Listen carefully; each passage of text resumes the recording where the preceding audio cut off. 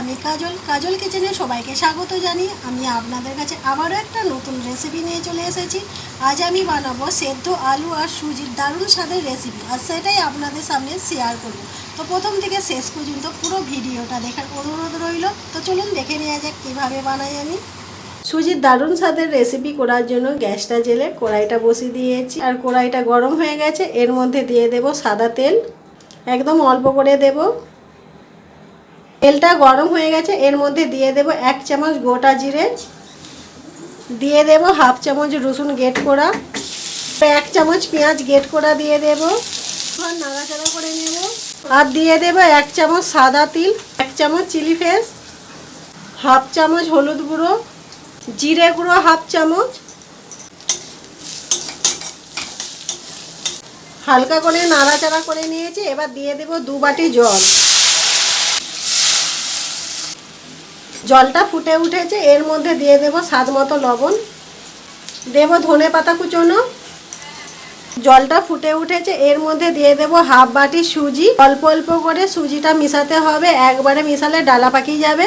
তো এই যে এক হাতে সুজিটা ধরেছি আর এক হাতে খুন্তিটা দিয়ে এরকম করে নাড়তে থাকতে হবে, নালে ডলা পাকিয়ে যেতে পারে।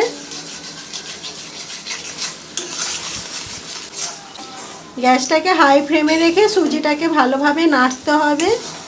সুজির জলটা অনেকটাই শুকিয়ে গেছে, সুজির জলটা ভালোভাবে শুকিয়ে গেছে। তো এবার আমি নামিয়ে ঠান্ডা করে নেব। তো সুজির ডোটা ঠান্ডা হয়ে গেছে, এর মধ্যে কিছু উপকরণ মিশিয়ে দেব। সেদ্ধ করা 2টো আলু ম্যাশ করে নিয়েছি, ওইটা দিয়ে দেব। 2 চামচ চালের গুঁড়ো, এবার ভালো করে মেখে নেব। আমি এখানে চালের গুঁড়ো দিয়েছি, তোমরা বেসন বা ময়দাও দিতে পারো টাইটের জন্য। ভালোভাবে মেখে নিয়েছি, অল্প করে নিয়ে একটা শেপ দিয়ে দেব। অ্যালন চাকতি নিয়েছি, এবার ডোটাকে নিয়ে এবার একটা শেপ দিয়ে দেব। এরকম করে প্রথমটা লম্বা করে নিতে হবে। আমি এরকম লম্বা করে নিয়েছি, এবার একটা ছুরি দিয়ে কেটে নেব এইভাবে। তোমরা যে কোনো শেপ দিতে পারো, আমার এইটা খুব সহজ মনে হচ্ছে, সেই জন্য আমি এইরকমভাবে শেপটা দিয়ে দিচ্ছি।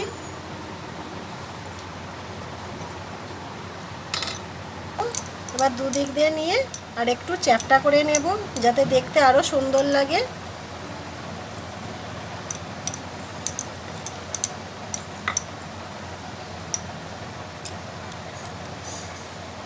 সবগুলো এই রকম করে নেব।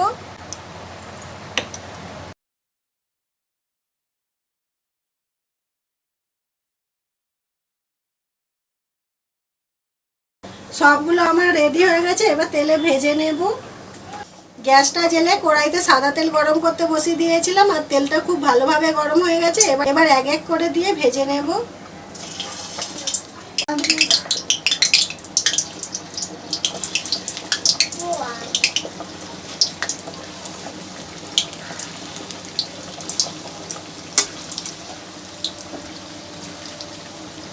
গ্যাসটাকে মিডিয়াম টুতে রেখে এপিট উপিট করে লাল লাল করে ভেজে নিতে হবে।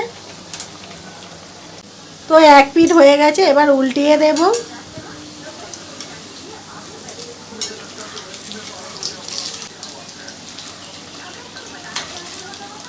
লাল লাল করে ভেজে নিয়েছি, এবার তুলে নেব। ভালো করে তেলটাকে ঝরিয়ে নিতে হবে। আর দেখুন দেখতে কতটা সুন্দর লাগছে।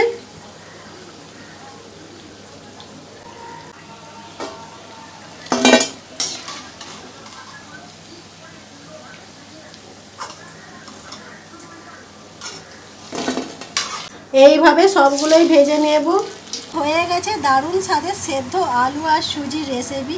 তো কেমন হয়েছে অবশ্যই কমেন্টে জানাবেন। ভালো লাগলে লাইক করবেন, শেয়ার করবেন, সাবস্ক্রাইব করে আমার পাশে থাকবেন। এতক্ষণ আমার সাথে থাকার জন্য আপনাদেরকে অসংখ্য অসংখ্য ধন্যবাদ।